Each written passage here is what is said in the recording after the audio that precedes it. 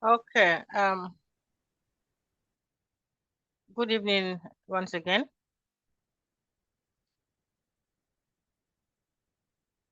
I think we'll make a start. It's my pleasure to welcome you all to the second webinar that Awins is organizing in this series of our first cohort of mentees, mentor-mentee program. It's a pleasure to have you all join. We decided to open it up so we could have as many participants as possible and for all of you to be aware of Awins and to join the community. Our Awins community is open. At the end of the presentations, we will share the WhatsApp, the code for the WhatsApp group for you to join if you are already within the community. It's my pleasure, of course, to welcome Dr. Loria Funu, who is actually the co-founder of Awins and the vice president, to give this webinar series. And today's topic is on grant writing opportunities. And we don't have a better person to do this grant writing presentation than Loria. She has won several grants, both small and big grants. So we have the best person to give us this presentation today. So please take your pens and pencils to write all and every question that you have, because she is the best person to answer it for us. She's currently a postdoctoral fellow in France and head of the research CETBAM in Cameroon. So it's a pleasure to have you, Loria, to present to us today. And the floor is all yours. So please, you have about 45 minutes for your presentation, and we will be asking you all the questions and for you to tell us the secret that you've used to win all the grants that you have won. The Thank floor you. is yours. Thank you, Safi. Thank you. I hope people understand the secret. In fact, I'm going to share the secret, my real secret. I'm not sharing them like this. I usually share them only with people like Coach. So exclusively for Arwin's mentee and those who accept to join today. We will have this secret, my secret tips. And I'm really happy to be here and to have you all. I hope you will learn. I hope we will learn because me also I will learn from your experience, of course, and that we find value in this talk today. So this is the brief outline of my presentation. I'm first going to discuss a bit about why do we need handwriting or handwriting skills, how to master handwriting. I will give you a brief overview of some existing funding opportunities, and finally, I will go deep in the unique funding formula I developed, and I know that it works because I use it since over 4 years now, or 3 years and a half now. First, I have a question for you. You are here to learn something, you see handwriting, and then you join. Why do we need handwriting or why do we need grants? Because if you come here it's because you wanted to gain something, I assume that you know that you need grants, but I would like to know why do you need grant? You can write in the chat quickly if you know anything. Whatever comes to your mind, write in the chat or open your mic quickly to answer. Why do you need grant? Safi, I start with you. Okay, you're putting me on the spotlight. Well, we need grant as opposed to fund our research, right? We have Okay, research questions and then we need the money to do the research. So we want to okay, win the grant to support that. okay, nice. You need money. Anyone else? Education and do more research, yes.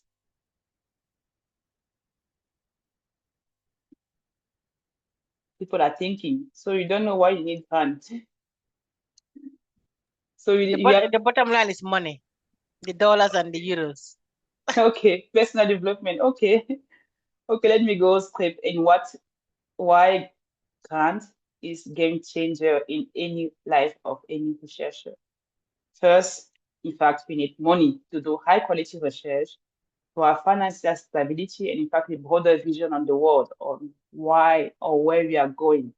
But it also gives you recognition because when you win money or grant, especially prestigious grant, you have a big reputation that come along with that one, and it proves that your research matter and that you and your research you are worth investing on it. They also give you some leadership skills because when you secure grants, you have the opportunity to recruit other people and to collaborate and to become a leader in your field, to become an expert in your field. And at the end of the day, the more you secure grant, the more you transition from one stage to another stage in your career. So you become a career turning point. Many researchers need to secure funding to pass through early career research to, for instance, mid-career research, or to have professorship position, they need, for instance, grant. So if you don't have a grant at a certain point, at the end of the day, you'll be blocked or stuck at a certain stage in the hierarchy.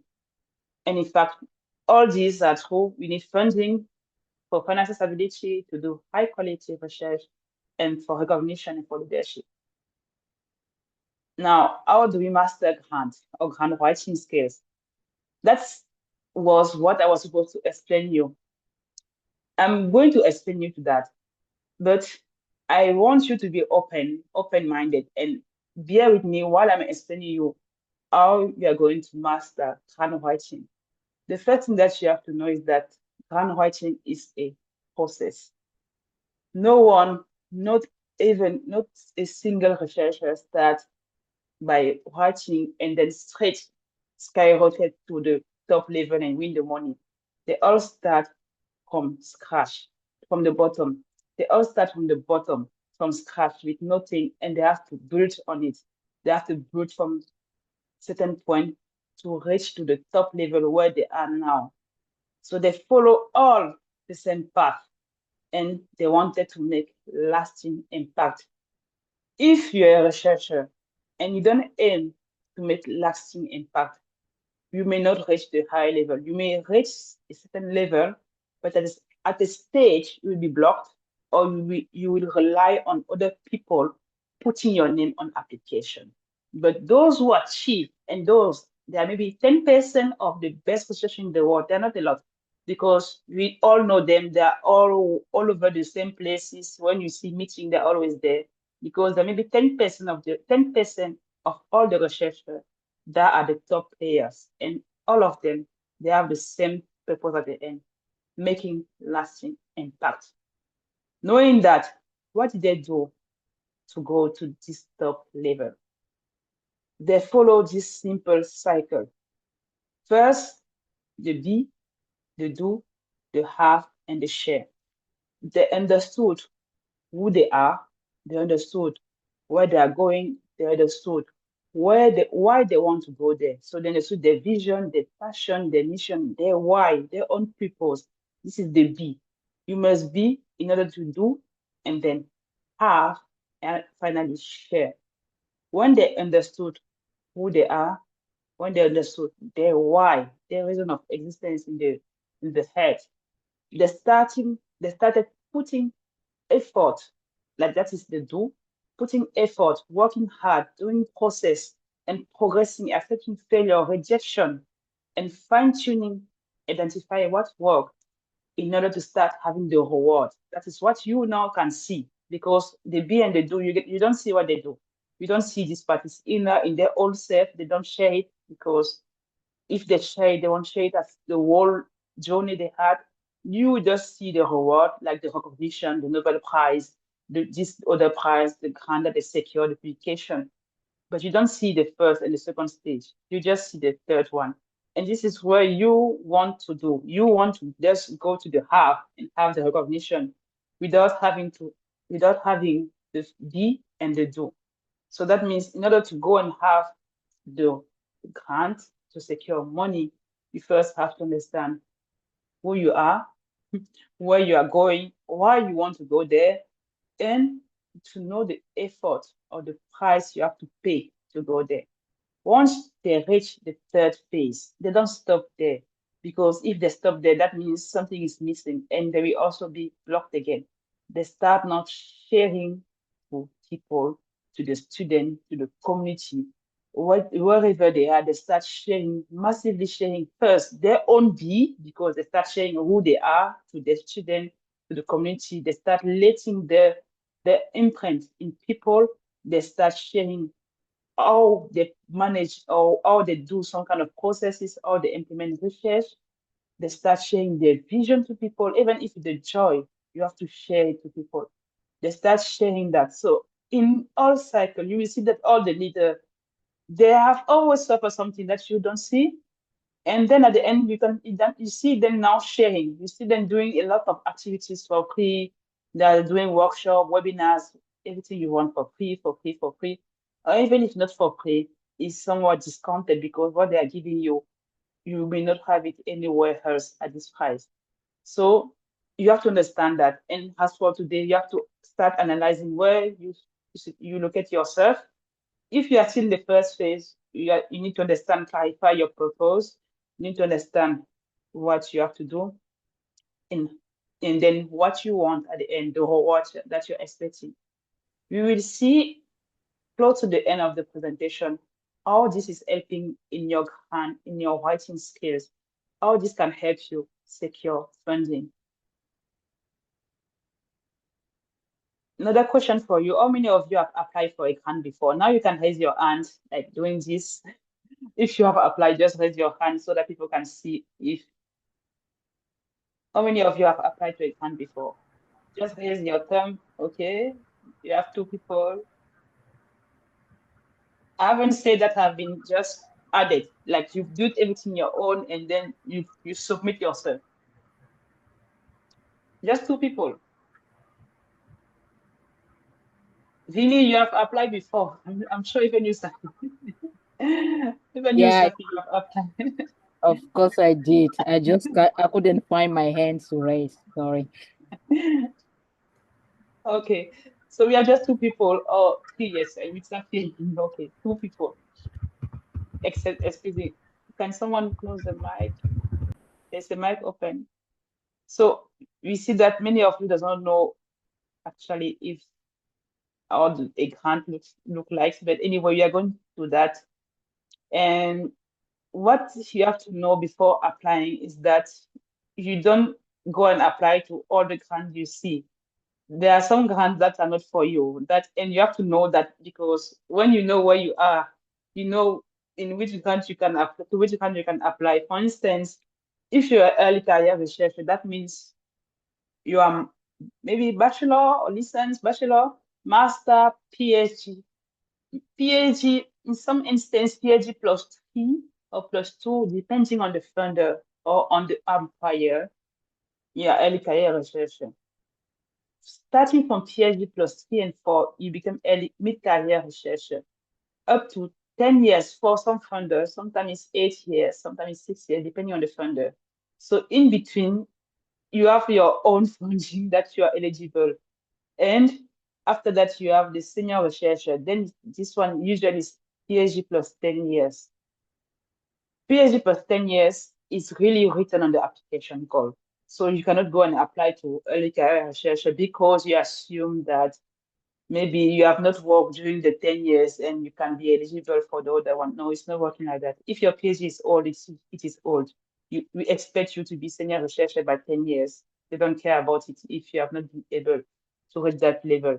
That also means if you're early career researcher and you don't start applying early, nothing, you don't apply at all, and then you reach your plus 10 without nothing, you will never win again. No, on your own. Maybe someone will put your name, but you will never write it on your own and then having your name in it. No, you have to start writing early, start applying to grant early so that you can understand what works for you, what does not work for you, and you have to refine your process in mid-career researcher, start building or setting up your research group, hoping that by the PhD plus 10, you are established and you are able to now secure large funding that spent for 10 years or so. So that is the first thing to know.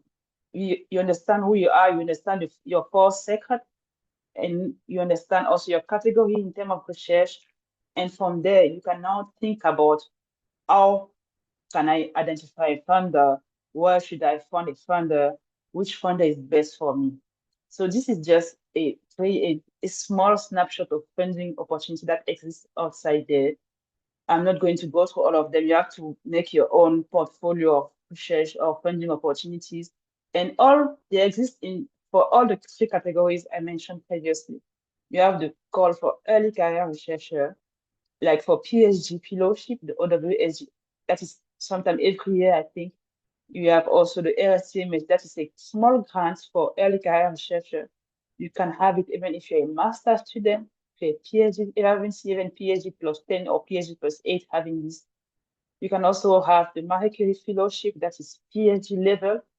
We have a Wellcome Trust Masters and PhD also. So if you don't look properly, you think that there's no money outside. There is money, but you need to work on your own self before expecting to win this kind of grant sometimes. We have a kind of similar opportunities also for mid-career research where we have the Africa Research Excellence Fund, the NIH, MSCA, Marie Curie again, the Van Humboldt Fellowship. We also have the OWLG postdoctoral fellowship. We have the ERC, again, the Wellcome. These are just examples. And all these, you have sometimes early career research, mid-career research, and sometimes senior research. Like Wellcome, they cover the whole range, but you have to be aware of that so that you can secure the funding from this funding opportunity, funding funder. And as I say, we also have the large grant from NIH again, Wellcome. They fund every year, sometimes 700,000 US dollar, or even million. Sometimes you have to apply to fund from million, like UKAE, NIH, sometimes Wellcome, they fund £1,000,000 for 5 years or for 8 years as you are going to senior research position. So now the funding formula I was talking about, my secret formula. I hope you are ready to understand it, because this is something I've developed and I've also learned from experts. I've also learned from senior researcher that used to win or won, used to win, used to win, let's say 2 or 3 NIH of 1 million a year of Bill and Melinda Gates Foundation for the same year. So you can imagine that they know what they're talking about, but also I've crafted from my own experience, from my own failure and rejection, because I've applied for 3 years consistently to be able to come out with what worked for me, and I replicate it. Not just 1 year, not just 2 years, but 2 years and a half. And I won in these 2 years, I think 6 grants, just because I followed this funding formula that I'm showing you now. So this is the simple formula that I've developed. It's 3PCF. The people, the project, the place, the competitor, the funder. These are all the things you need to succeed. These are all the things you need when you want to write or craft your application, and make know that your application is not just your project, but it's your project plus yourself, plus the place where you're doing the research, plus the competition that is also competing with you, plus the funder itself. It's all these that have to be completely linked for you to succeed in your grant funding or your fellowship. So the first thing to do, because I talked about people, I talked about your B, is then that you have to clarify your life purpose. You have to gain clarity on your calling, what drives you, what motivates you, and to understand the direction of your career. If you don't do that, I swear you will never win. You will never win. So at least if you win, someone will put your name again on the thing. But if you have to write it on your own and go then assume that you will win, you may, in a certain point again, if someone has cracked someone like your mentor has helped you clarify at the beginning, has helped you understood your purpose, and I help you to craft your.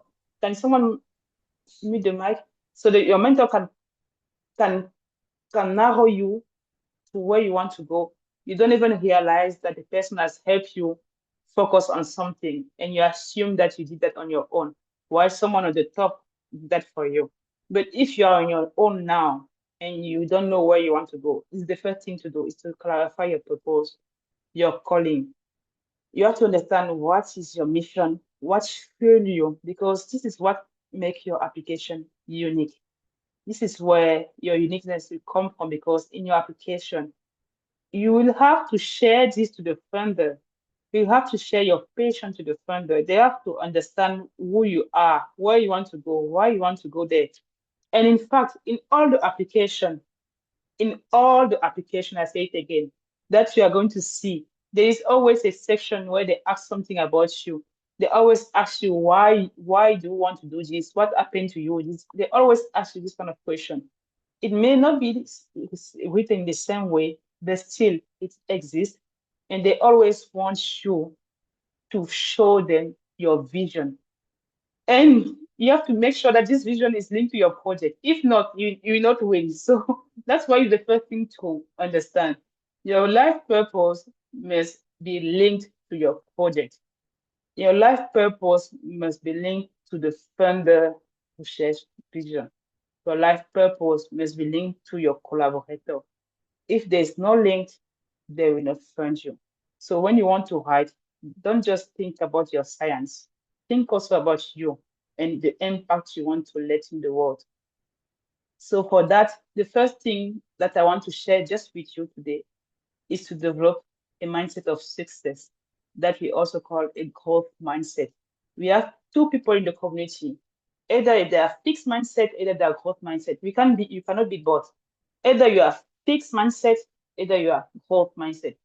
Fixed mindset is always a victim. It's always saying, "Oh, I can't do this. I'm tired. I have family. I don't have water. I don't have electricity. I'm suffering. I don't have money. I don't have a computer. I don't have. So this is a victim. It's a fixed mindset.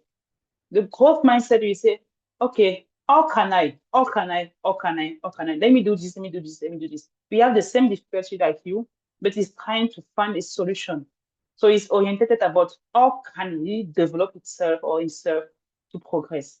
If you don't do that, forget about writing. Just wait for someone to write for you, and then you are an employee. You work for the person. That's also a life. Or also just wait, be friends with everyone, hoping that just one day someone will put your name.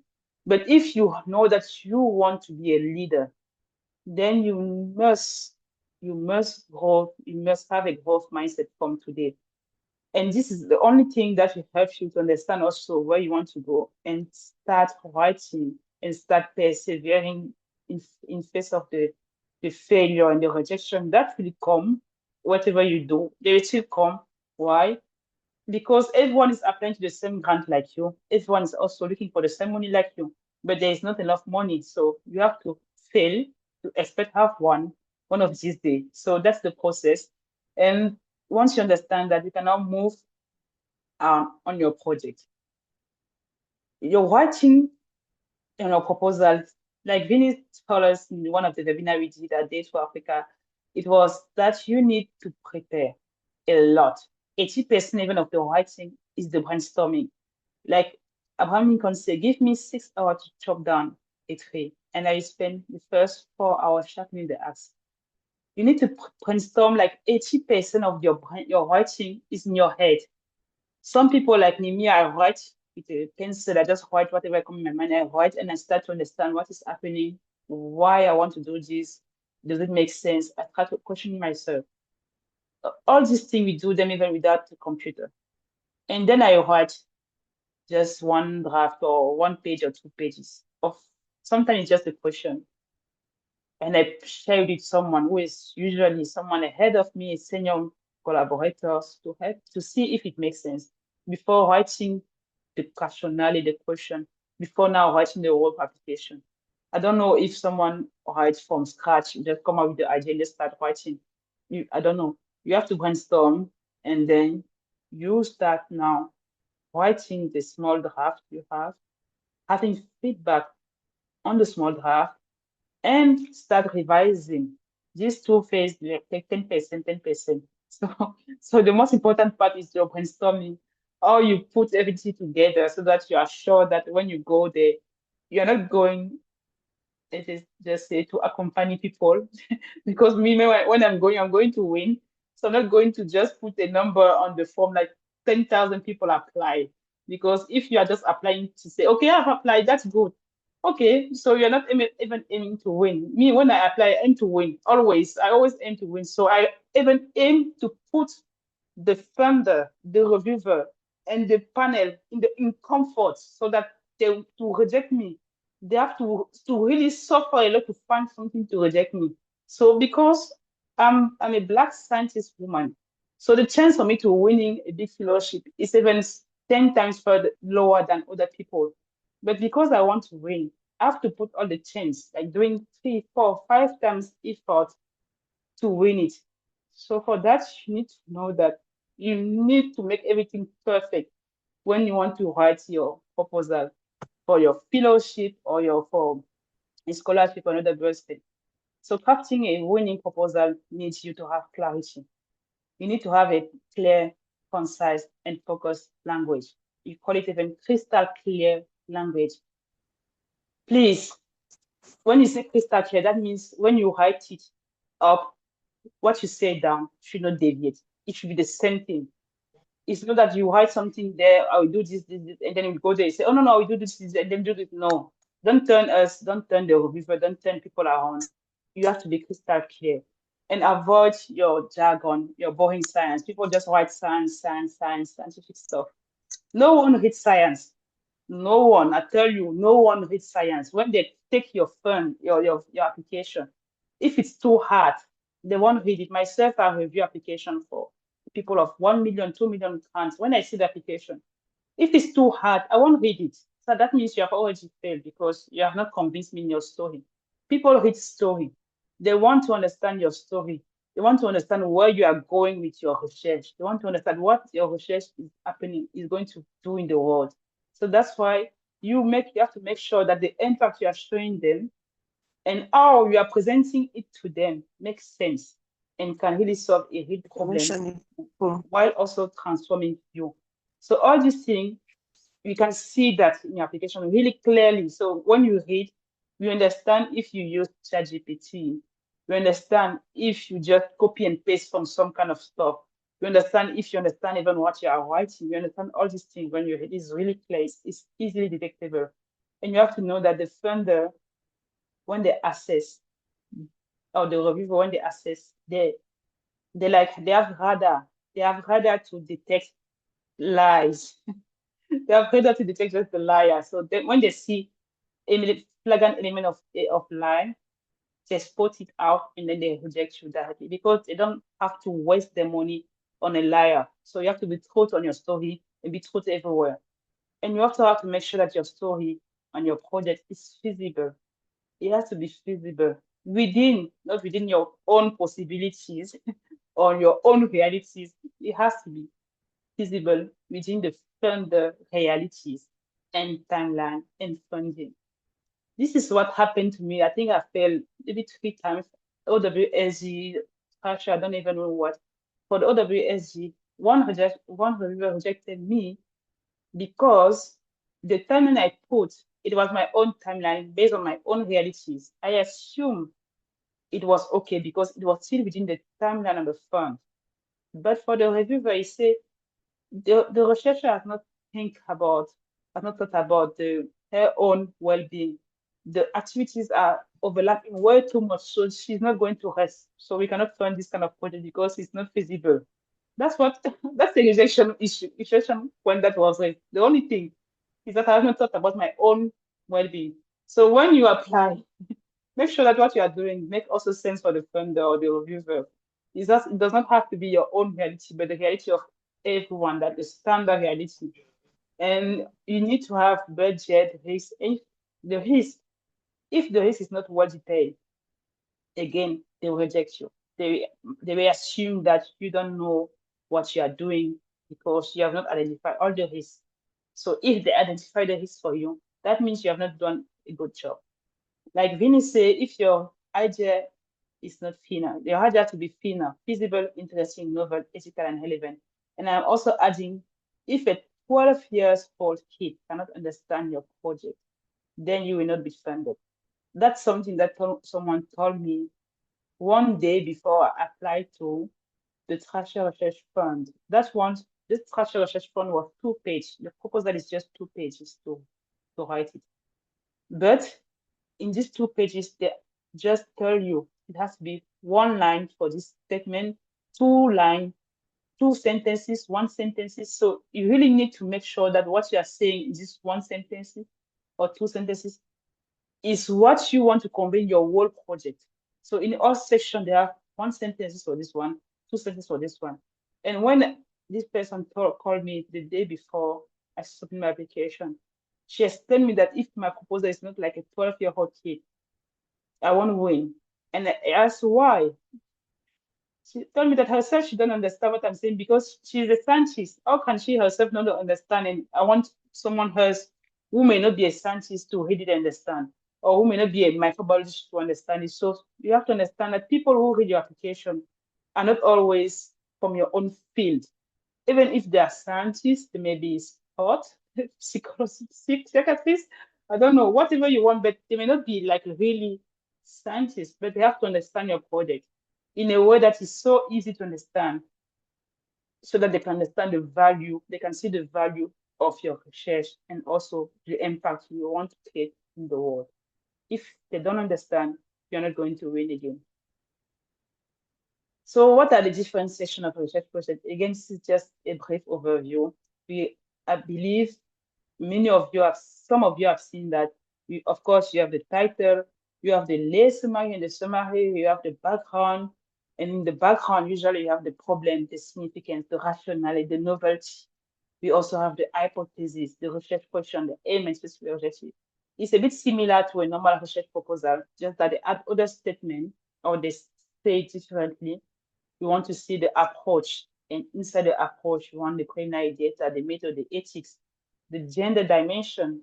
We also have the expected outcome, the timeline, the budget, your career vision, and the capacity building if it's a really big project. I've highlighted some points here in red, just because for the title, of course, it is the most important part of one of the most important part of your project. It should also be really clear or crystal clear, like your full project, the first thing. The second thing is that what you write in your title, whatever you claim there, is what you have to see in your project. If you add one word, I really say one word, and this word come down at the end, we don't see it anywhere, so you are going to be rejected. That's my own experience. I've been rejected for one word that I added. I've added a word that was, I think I was talking about vaccine development, something, but I've not been deep in this vaccine development. So they said, no, gee, you mentioned all these things is good, but we don't see this vaccine that you're talking about in the title. That's a rejection issue. So you have to understand that.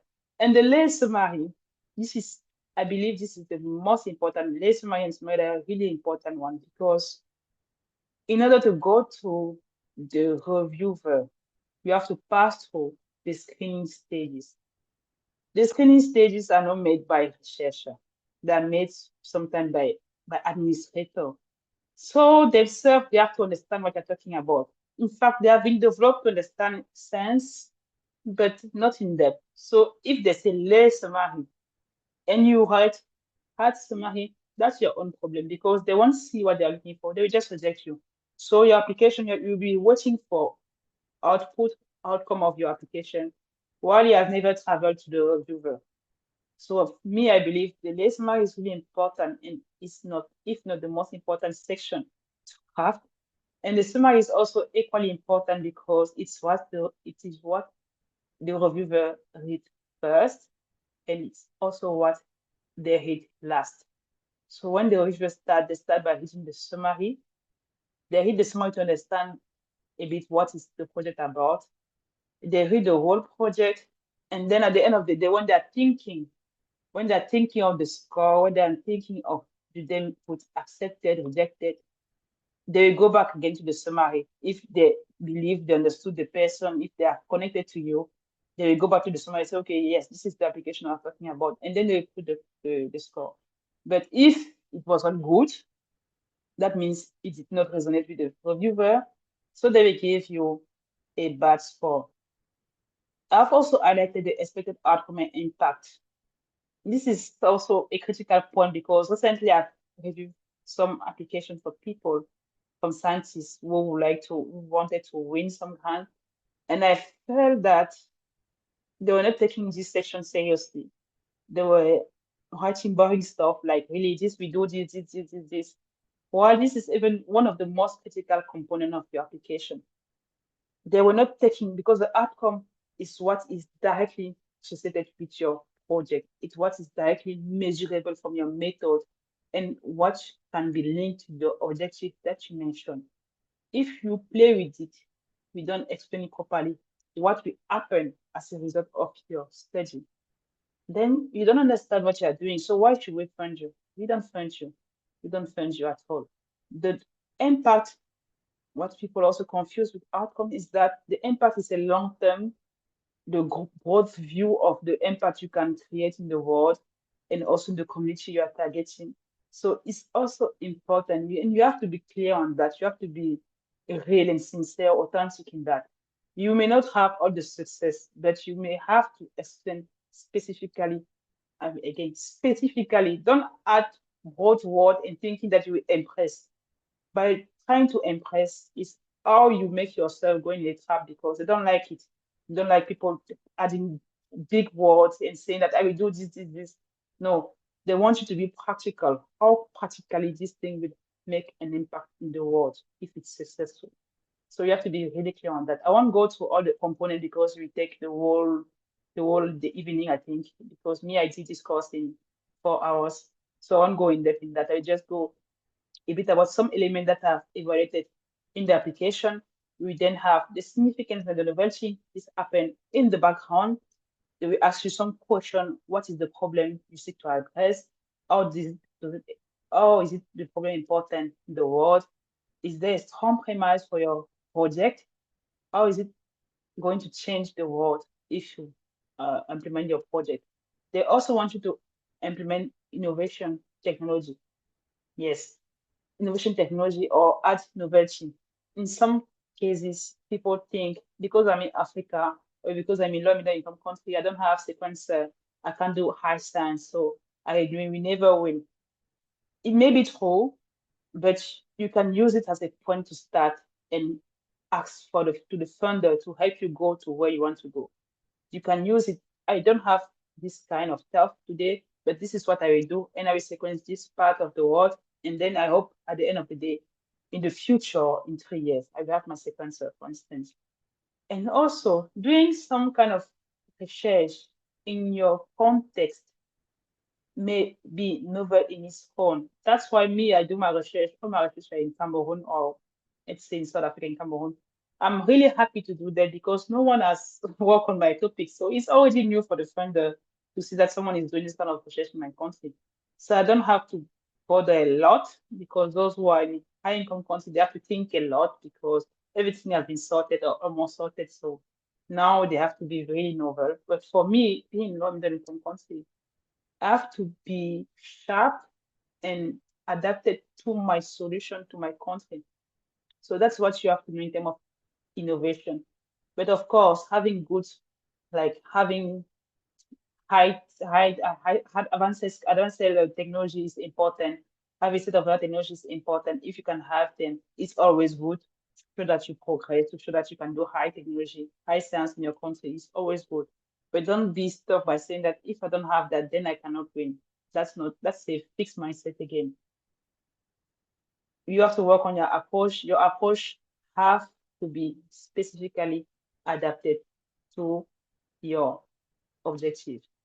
Whatever you say in your approach have to be adapted to your objective. If you say something in your objective and we don't see how you address this objective in your approach, you are not going to be offended. So they just reject you directly because you mentioned something. We don't see the method that goes to that. So of course, whatever you're saying is just, it doesn't make sense at all. So they don't fund you. You have to think about it. You need to have preliminary data sometimes, If you don't have, you need to have a good review showing that what you are talking about is real.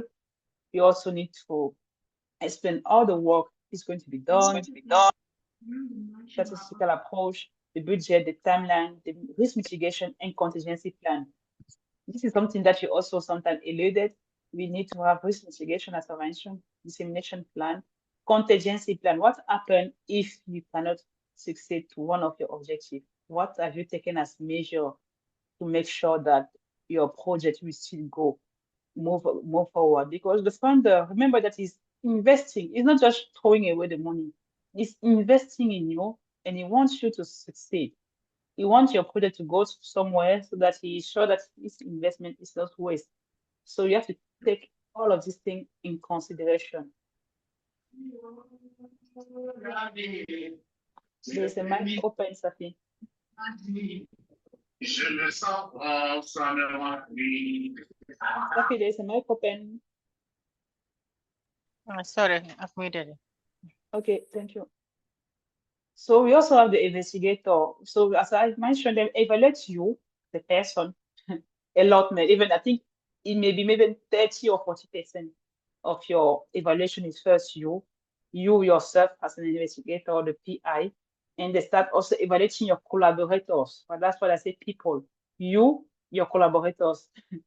You cannot lie on the collaboration, because when they see the collaborator, they start looking at how you know this person. Do you have any communication with the person? How does it make, is it a real collaboration? They start questioning all these things. And if they don't see any link, they will reject you again. I'm telling you, this is something that I've seen in the committee. I'm onboarding it. So they look at everything and say, this does not, the collaboration does not look sense to me. The thing it's not credible. It's something that they just put like this just for the project. So they won't fund you. They won't fund you. So don't think that they don't investigate it. They investigate it properly first. They investigate your whole life, because when I submit an application, I start having notification at a certain point. I start having notification on my LinkedIn profile. I see where they're coming from. I say, okay. So they're starting reviewing my profile on LinkedIn. They start reviewing your Scholar, Google Scholar. They review your whole life, Twitter, whatever you're doing. They review all these things. They start now cross-checking what you have written in your letter of support, in your career profile, everything you write in your application. They investigate all this, because I mentioned you that they have like laser in their eyes just to detect lies, just to detect incoherence. Then when they see one of these, it will just show point. The point it reduced can be 0.5. I've seen one 0.5. It has moved, and it's enough to make you go down and not be funded. And they also investigate your environment. This is the place. Where are you going to do the research? Is it the research relevant to this community? Is it not relevant? And again, they also ask, which institution are you? Which institution is going to host the fund? Because this is something that can also kill you. Some institutions are blacklisted on the funder because they did something bad in the past. They never did the project, and they assume that nothing happened to them. Just that the funder has blacklisted them and mentioned to all the funders that this institution is blacklisted. So if you are using an institution blacklisted, thinking that because you are seeing some researcher around you winning and being in this institution with you, that means the institution is safe. But do you know the name of the institution they put in the system to manage the money of the funder? If you don't know, then be careful, because myself, when you see me, I have 3 institutions, and depending on the funder, I decide which institution I use. That's simple as that. So if I want to do something else is in Africa, I use my application for Africa. If they say UK, I put UK. If they say South Africa, I put South Africa. So when you see someone somewhere, don't say that the person is winning the money and he's just there. The person is there, but you don't know which institution is taking the money, so that the funder trusts the institution, because there are some institutions that they're not trustable. You don't trust them because they're eating the money a while ago, and they're still thinking that it's normal for them they don't have any consequence on that. But the researcher is paying the price. So you have to be careful when you put the institution in the system about how you are going to which is going to manage your money. So after that, something also really important is then the mentorship and the collaboration. This is what you need to have to succeed.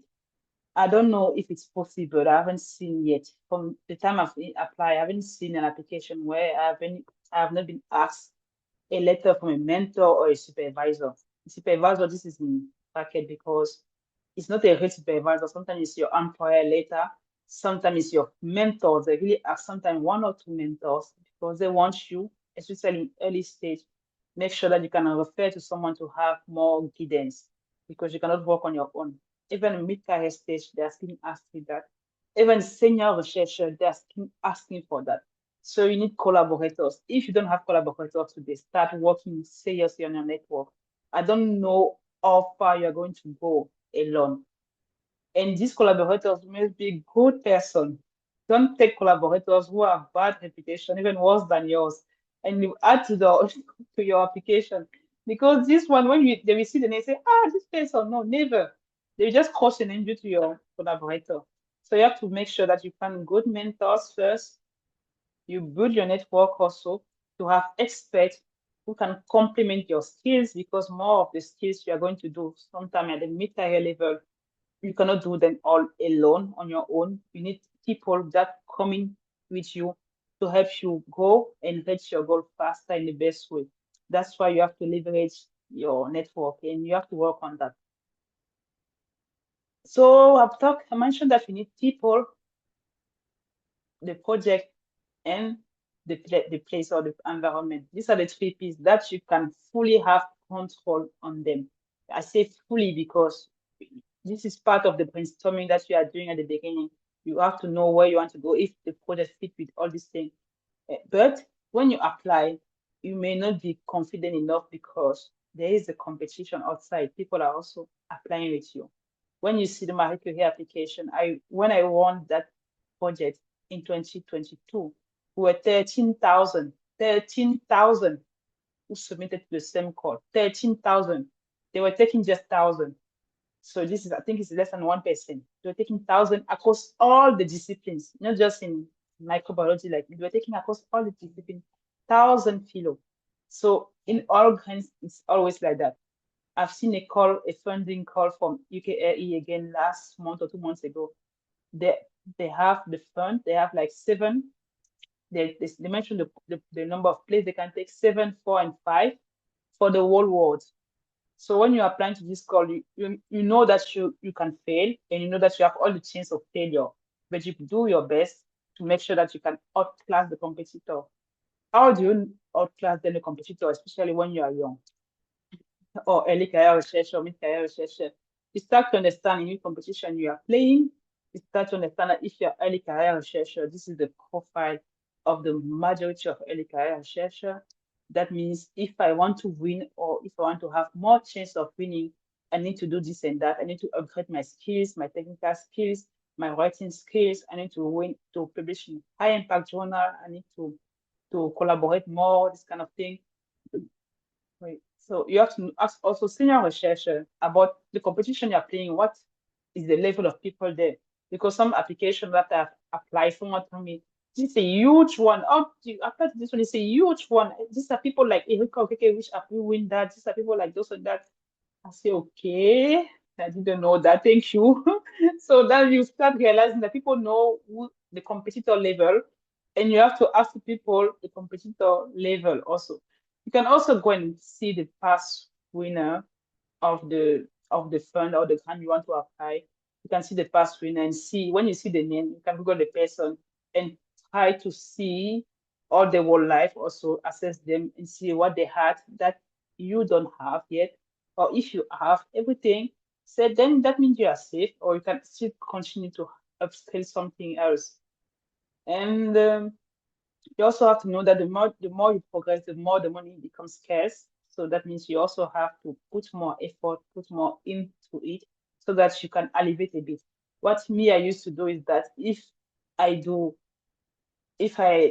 training skills like I do, because you have to develop on your own personal development, you need to have certificate a lot, you need to publish in some kind of journals. When you progress, you can say that people are publishing now on Nature and Lancet. Okay, that means I need to have at least one paper at this journal so that when I go to this competition, I have my chance because I have a lot of Q2 paper that are impact factor 5 or 8. That means I have more chance, and also there may be more outreach. That's something that people underestimate a lot. So people who like me have Awins like co-founder or doing webinars every week with Awins. I'm getting a lot of success with that because I put that in my application that I'm co-founder of Awins. I'm doing so and so with Awins. I'm doing so and so with the Cameroon Academy of Green Scientists. I put all this in my application. This is what they're looking for. They're looking for people who make impact even without money. So if you don't do anything, at least do something on your own, on your community, with the who you are alone. That means you are looking for something for the world, not just for the money. And after that, you have the funder. You have to know that the best application with the wrong funder will fail. The best application with more resources than available will also fail. The best application with the science debated will also fail. All these, I've tested them all. I've already failed all of these. That's why I tell you that I had an application that was good enough, that was excellent. People say it was good, but the funder was not ready at the point, or the funder was not the good funder at this moment. Sometimes you have application, you think all application go to all funder, but it's not true. There are some applications that some funder take and enjoy. There are some other applications that some funder enjoy or do not enjoy at all. So you have to understand all these things and also try to understand that when you say good application, even if you make your project fit within the budget, and then that we read your project, we feel that what you are saying, that's not possible with the money you are giving you. We prefer reject you, even if the project is excellent. We know that with what you write in your application, you cannot do what you promise us because your objective, your science is too strong, is too demanding, and you will not finish it with the money we gave it, and you will fail. That does not mean that you did something wrong, just that the money is not enough. So they prefer give it to someone who did something more realistic, let's say like that. And you can also have a best application in debated science and you fail. Again, I fail again when I apply. I don't know for which call again. I applied to one of the call. I mentioned metagenomics. I didn't know that at that stage, metagenomics was under debate. So me, I assumed that I want to do something that will change the world. I use metagenomics and cross everything and have a solution for diagnosis of infection in Cameroon. And I failed. Just that later on, I realized that it was not yet standardized that we could use metagenomics.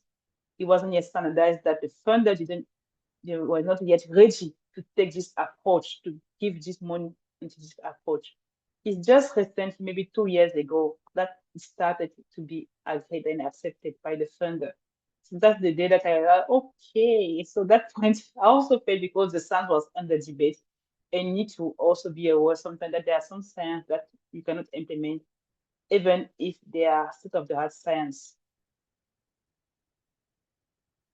So after that, you have identified your funder, you understood all these components, you know where you are, you know exactly the funder you can target, you know the organization you need to see. You have to understand the research mission of the funder now. Because if you want to make the funder like you or love you or give you the money, because you are like begging them that this is the money I want to have, you have to give me this money. No one across me is better. You just have to give me, you have to speak their language. You need to speak them in the way that they want to hear it. A bit like you're doing a marriage or want to chat with some girl or something like that, so that they can see you, that you are the best person. You have to sell something and share your passion, and they get in love with you because they're not just funding the project, they're funding you as a person. So that means they connect with your story, they connect with your passion, and they want you to succeed. They want you to become the best person you can become so that you will have the best impact in the world. Because that's all what science is about. Science is about giving something to the world. Science is about giving something, it's about helping the community. It's not just about doing science for the doing science. No, we are doing to do something practical in the life of people. It's to save life. So that you have the best application and you have the ideal funder and you will win.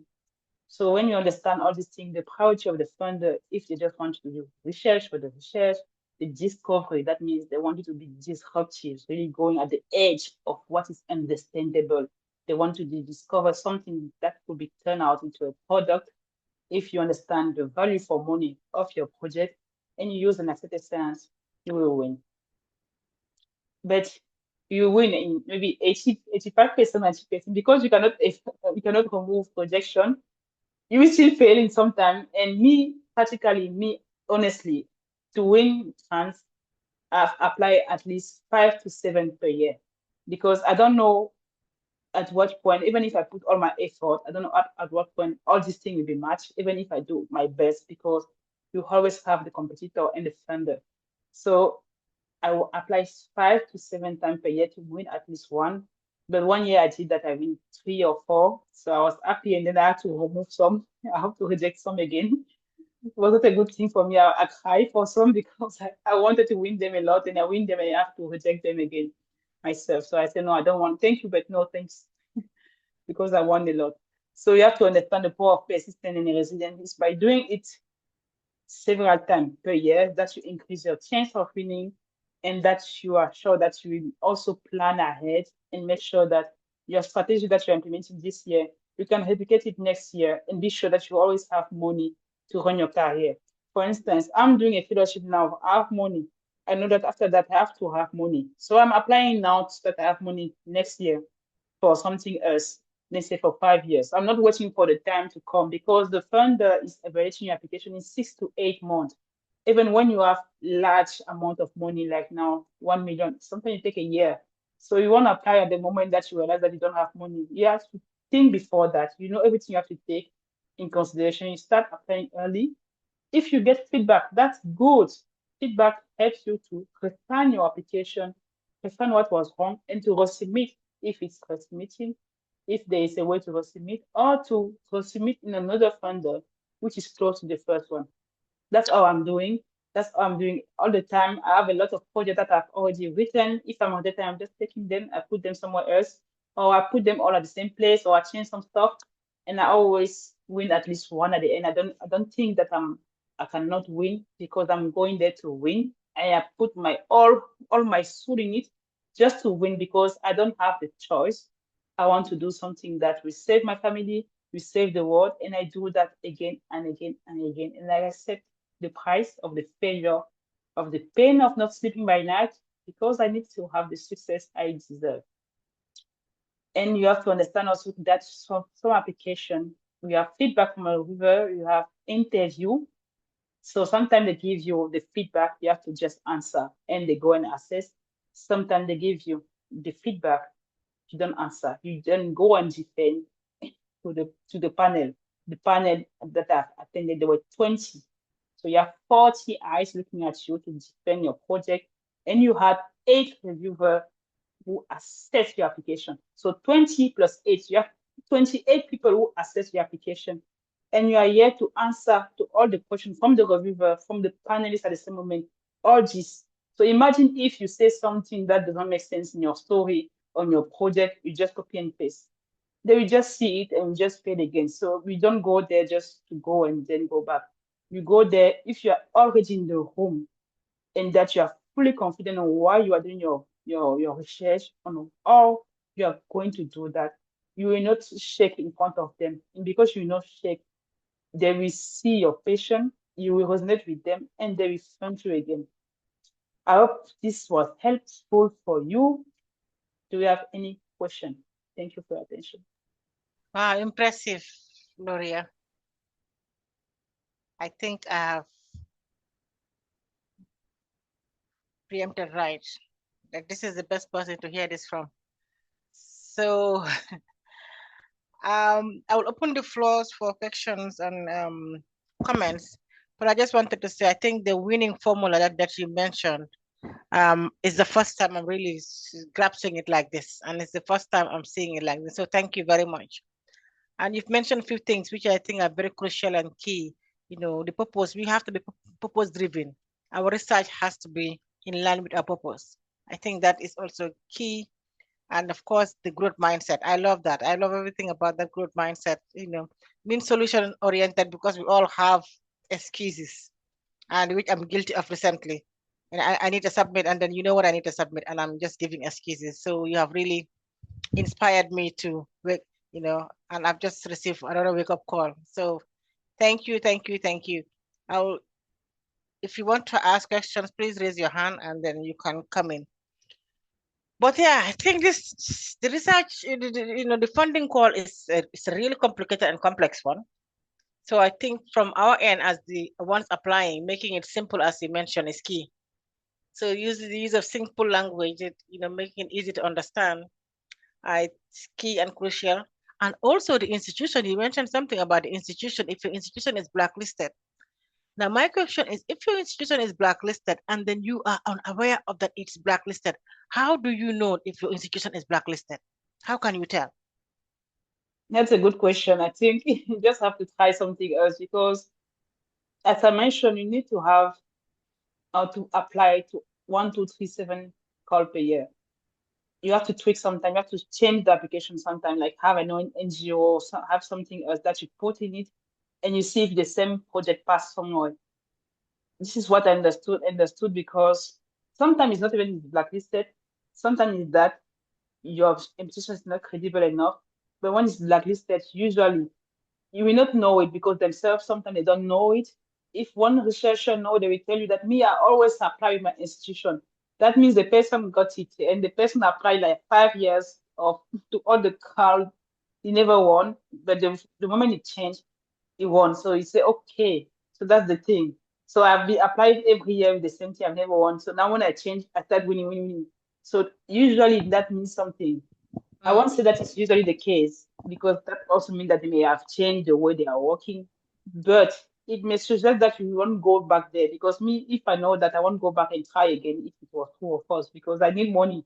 I don't need to test if it's true or false. I just take what is work and I move forward with that. That's why I think. That's what I think.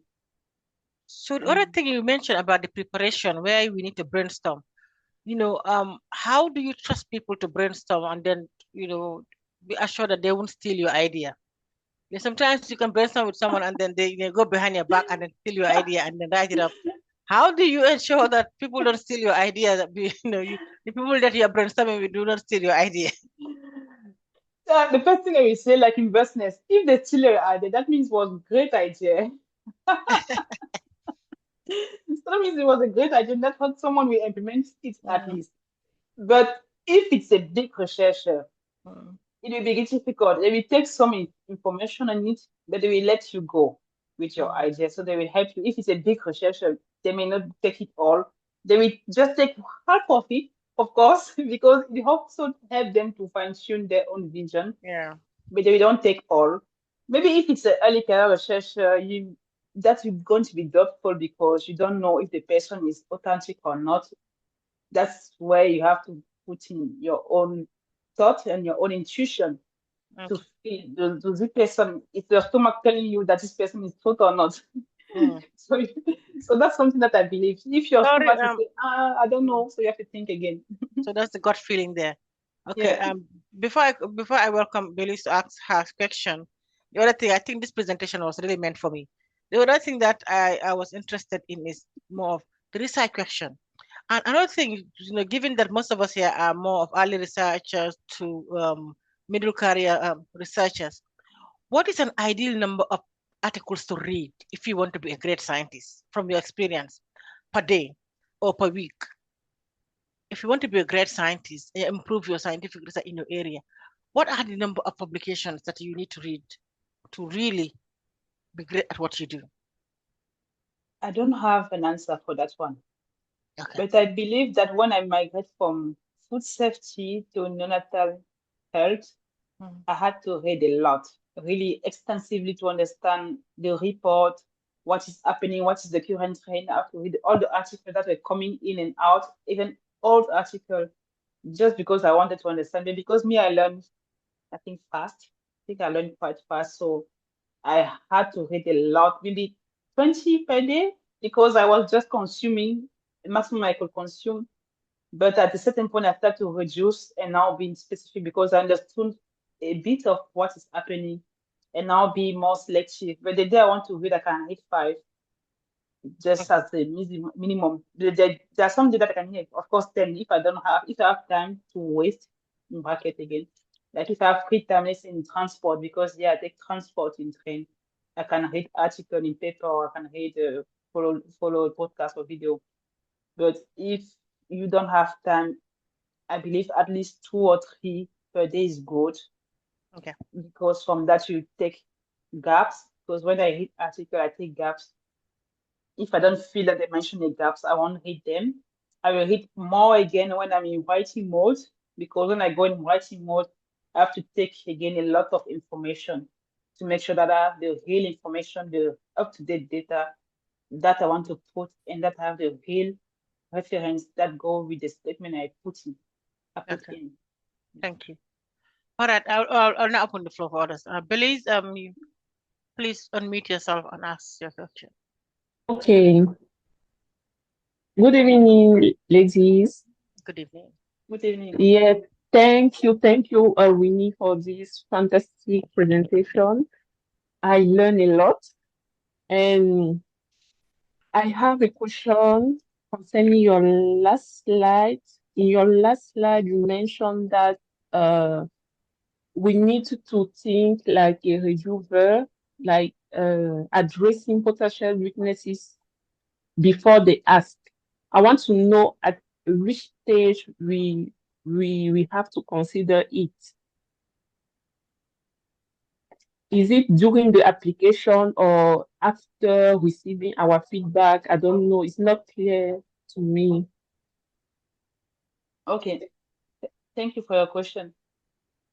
When I say acting like a reviewer, the first thing to do, like the first thing also someone told me to do, you have your collaborator who act as a kind of reviewer. You have your collaborator, you have people around who act like a reviewer. They will give you feedback. If they have any comment, that means the reviewer will have the same comment. That's the first thing to know. If someone gives you something, I don't understand this thing, or this thing, why did you say this thing? That means the reviewer will have the same question. So don't let it stay there and say that, oh, this situation they don't want me to progress. He's just jealous about my work. This is so nice. Take it as the person is telling you, because the person is not, maybe it's close to you and it's having question. Imagine someone who's not close to you.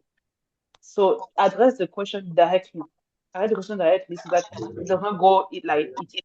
That's the first thing. The second thing that someone also told me to do is that you have to take appointment, like book reviewer, like not reviewer, book real people who are senior, who are leader in their field, to review your application before even you submit it, because these people, maybe they can be the reviewer in the panel at the end. Maybe if they are not, they are actually acting as the reviewer somewhere else. So when they are going to review your application, if they come back again and saying that it was so nice, so exceptional, so and so, but okay, just take the but seriously, because what they have identified, the reviewer you identified. Don't let it say that, oh, my project is so nice, I don't have time to change it. Just change it directly. And the third thing is, like, yourself at a certain point, you have to disconnect from your own proposal. You don't have to stay like too happy or too proud of it. You have to read it as if you were evaluating an application and say, does it make sense? Does it not make sense? What is happening there?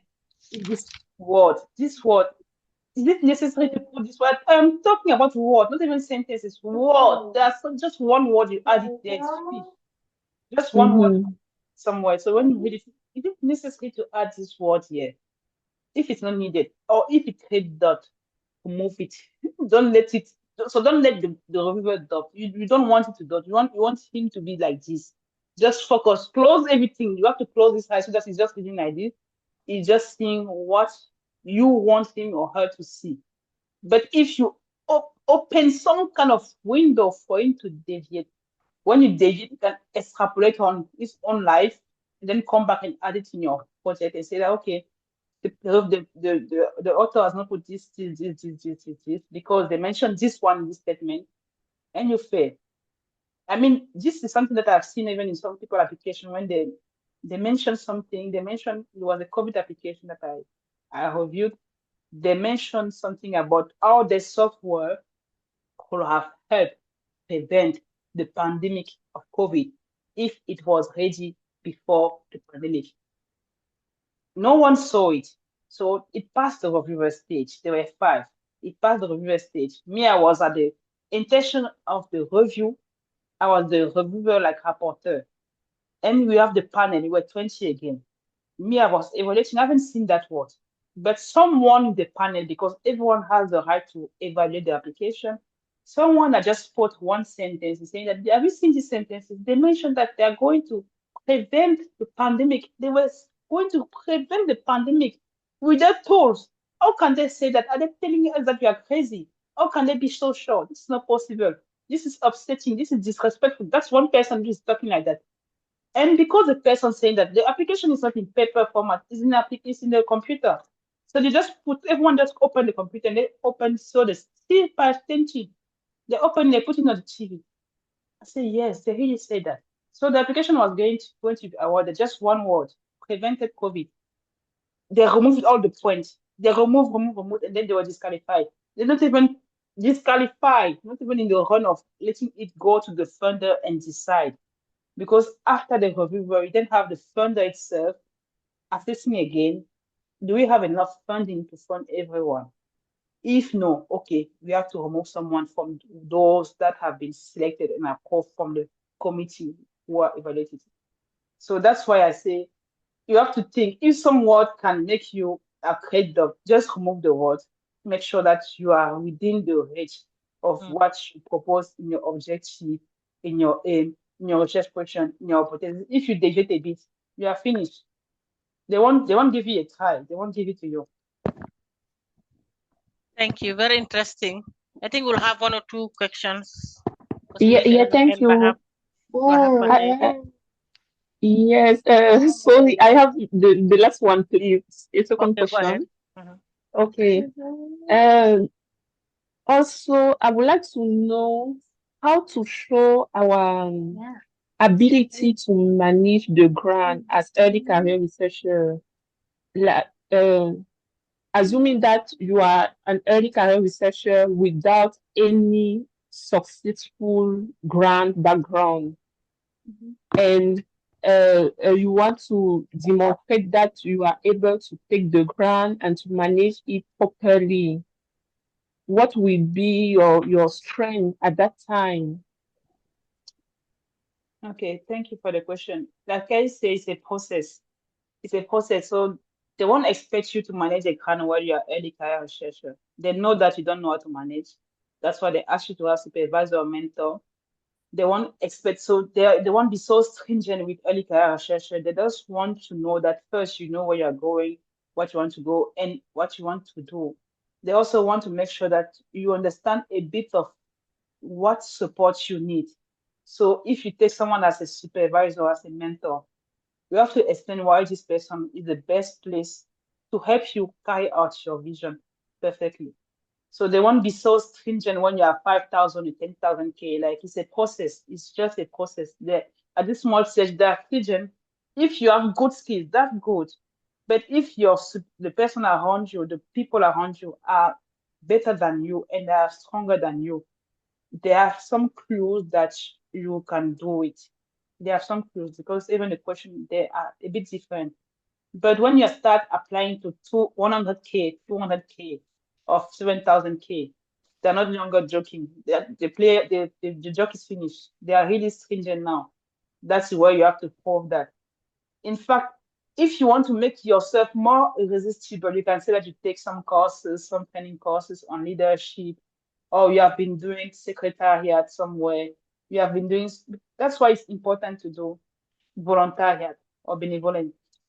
When you do some kind of activities as for your free time, even if it's at church, if you are doing, I don't know, saving the money, I don't know, whatever you are doing in your free time, like you write it there, they will take it as a point that you are doing something as your free time, let's say as treasurer at the church.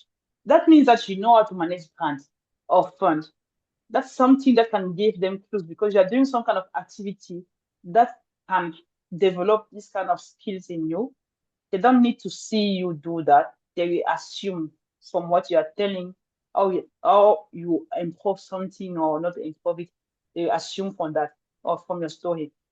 And also be careful about what you are writing online, as I mentioned again.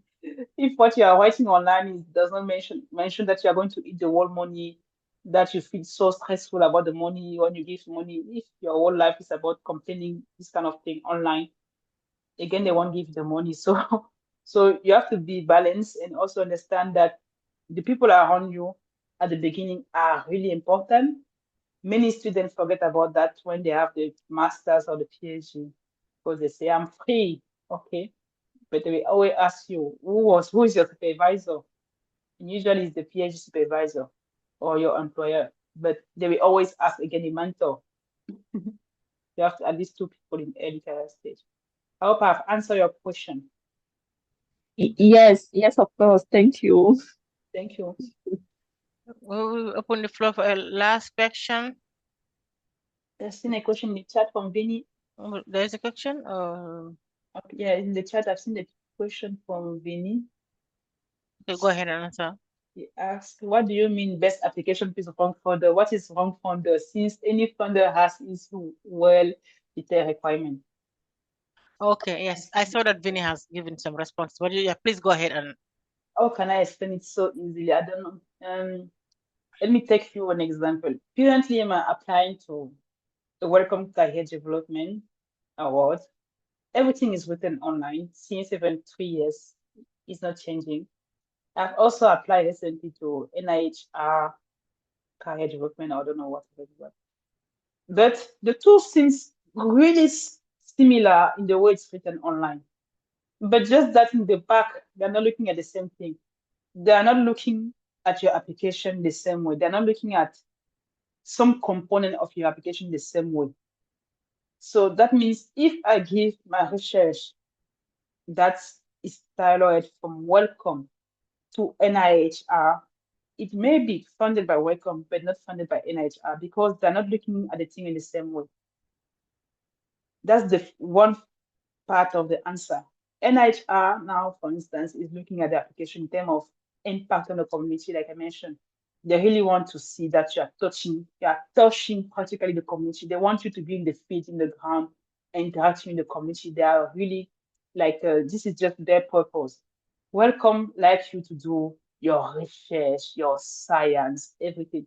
But the way it's written online, it really looks the same. For me, I haven't seen the difference, and she's someone explaining to me. So it's when I started now looking at some of my application, I said, oh, that's cool that this one, I applied in this way, but it was not really funded, but this one also taking it. So that means there are some specificity within the funding organization that are not so obvious. And the person who told me that one knew that because he was sitting on the panel of this company, of this funding organization. So they were able to tell me that this is not they're looking for. They're looking at this thing. So it's not written online, but you may not know it unless someone tell you that. So that's what I was meaning by having the wrong funder, because the application can be good. The funder can be even actually good, but the way you wrote it, it wasn't for the right funder at this point. Have I answered your question, Vinny? Yeah, kind A of, bit. but yeah, I mean, Elaborate. yeah, what you say makes sense, but I was just wondering if in that case it's not actually you, the one who's looking for fund that have to, because I don't know, I have a hard time to understand that there's a wrong funders because every funders specifically tell you what they want. I don't know, but I will be very skeptical if a funders actually hide the type of requirement, because I think even if you took the example of NIH and Wellcome Trust, NIH will explicitly say, okay, we want to fund this topic, this area, like everything is gonna be there. But well, I mean, yeah, I don't know. You kind of answer, but Yeah. I Yes. don't just have a time to understand their Yeah. funders. Yeah. But Understand. yeah. Understand. It is the fund. They wrote everything, but they're not assessing it in the same way.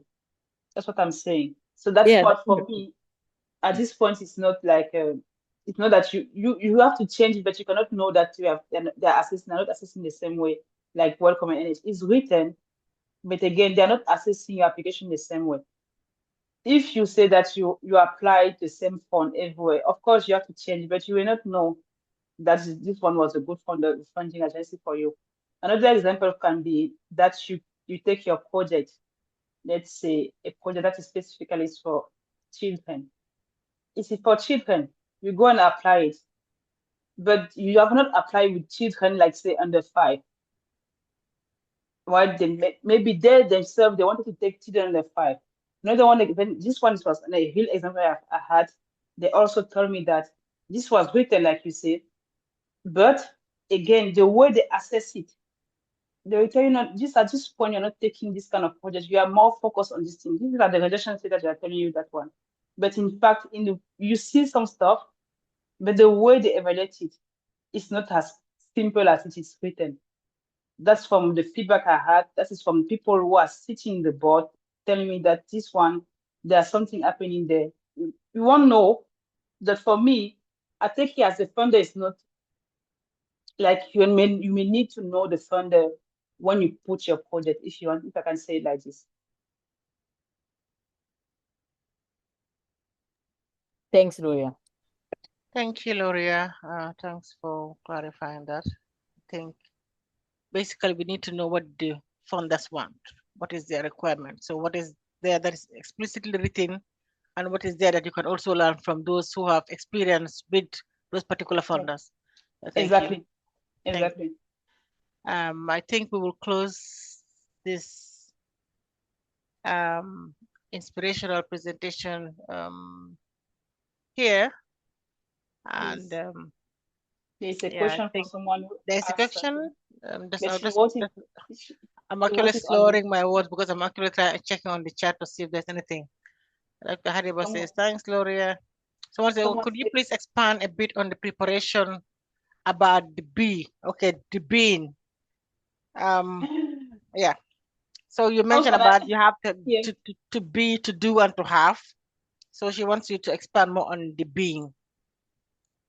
The best thing to do for this answer is to read the book, Start with Why. I don't know if you know the author Simon Sinek. It says everything starts with why. So this is the thing that now, this is the first thing that you have to do to understand your why. And if you can master it from the Ikigai, it's going to be better. But the Ikigai is more difficult sometimes to understand because you have this Venn diagram that helps you to go and see what is your real purpose. I won't say that I can do it now because I cannot explain you all the steps you have to go through that. It's like you have to go to talk to your own soul. You have to go to understand your pain, go back to whatever happened to you in your whole life and try to understand. I really say try because you not know that this is the real thing at first, but having some kind of element will help you at the end to understand your why and your mission. So 2 things: start with why, the book of Simon Sinek, and the other thing, find your Ikigai. And with that, I believe you'll be able to know your be, and then starting to working towards your best version.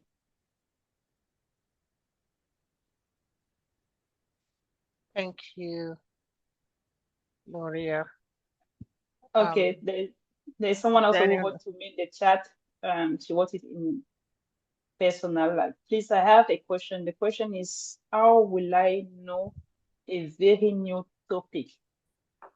I think this one is similar to what Safi asked at the beginning, right, Safi? For a new topic, you have to read. You have to read a lot to understand what is happening. You have to read. Everything is written out there, so you have to read and go and look, do the research. You have to do the work. You have to do the work and do all the review you have to do to understand a new topic. I think this is why I was asking about how much reading, should we do? I think that is very important because I realize that we have so many early career scientists. So it's important that we hear from others, like how much reading is really, needed for us to, 3 to 5 I think 3 to 5. Yeah, maybe. Yeah, Vinny, you want to add your Yes. voice to that? Yeah, sure.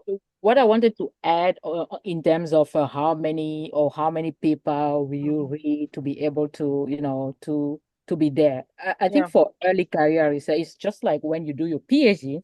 And I think one of the most powerful type of paper that you should read is like systematic review and meta-analysis, right? Because this is like just come and put all paper, like recent paper, summarize and, condense some paper together. So I feel like if you read even one systematic review or meta-analysis paper, you are good to know at least 1,000 papers that have been published if you systematically read that. So, and I think I mean, most of our mentees are master and PhD student, and I guess even when you write your master or PhD thesis, these are the type of paper that you read for your first chapter, right? Chapter 1, which is usually what you call literature review, whereby you read so many papers and you try to now summarize that in your chapter 1. So again, systematic review and meta-analysis when you try to understand what has been going on in that area, what is current in this area. So I think these are the type of good paper. You don't have to read two systematic review. By reading one, you have a nice like an overview of so many things that is going on in that area. So I think maybe that's something I would like to add to everything that Gloria said already. Thank you, Vinny. Okay, I think see you all next week Friday. So please be on time. Gloria, yes? Vinny want to introduce her topic next week. Yeah, and Okay, go ahead, please. all the mentee who connected today, you better connect now next week so that you practice now everything that Gloria I see in terms of how to write grants and publication and all these things. So guys, connect and let's do it. So yes, next week Vinny is gonna present on scientific publishing, right? From manuscripts to acceptance. Yeah. Great. See you next week. Have a Next great week, week. bye-bye. Have a great weekend, everyone. Bye-bye. Bye. Thank Thanks, you. Gloria. Great presentation. Thank you. Thanks, Safi. Thank you. Yeah. Yeah.